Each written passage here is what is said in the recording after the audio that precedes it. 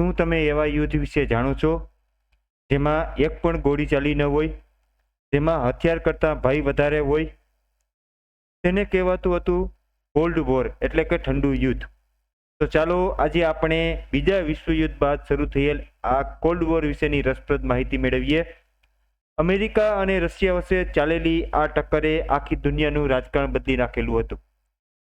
વિદ્યાર્થી મિત્રો, સમગ્ર વિશ્વમાં દ્વિતીય વિશ્વયુદ્ધ બાદ એટલે કે બીજા વિશ્વયુદ્ધ પછી વિશ્વ છે તે બે ભાગમાં વેચાઈ ગયેલું હતું. એક જૂથ હતું અમેરિકાનું અને બીજું જૂથ હતું રશિયાનું. રશિયા તે વખતે સોવિયત યુનિયન તરીકે ઓળખાતું હતું અને આ બંને જૂથમાં વિરોધાભાસી વિચારસરણી પણ અમલમાં હતી અને આ વિચારધારાઓ વચ્ચેનો ઘર્ષણ હતો. અમેરિકાનું જૂથ હતું તે લોકશાહી દેશનું હતું અને સોવિયત યુનિયનનું એટલે કે રશિયાનું જે જૂથ હતું તે સામ્યવાદી દેશનું જૂથો હતું. આ બંને જૂથો પરસ્પર વિરોધી જૂથ બની ગયેલા હતા. આ એક એવું યુદ્ધ હતું જેમાં વિચારો અને શબ્દો દ્વારા આ યુદ્ધ લડાયેલું હતું. તેને ઠંડા યુદ્ધ તરીકે એટલે કે કોલ્ડ વોર તરીકે ઓળખવામાં આવતું હતું.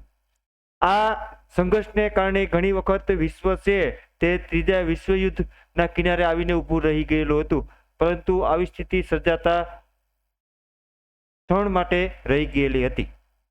તો આ સમગ્ર વિશ્વના બીજા વિશ્વયુદ્ધ પછીનો એક ખૂબ જ અગત્યનો સમયગાળો હતો, ખૂબ રસપ્રદ સમયગાળો હતો અને સંઘર્ષમય સમયગાળો પણ હતો. જે સમયગાળા દરમિયાન ઠંડુ યુદ્ધ રશિયા અને અમેરિકા વચ્ચે થયેલું હતું.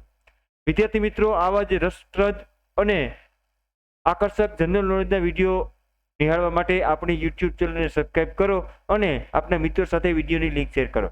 Thank you for watching. Have a nice day.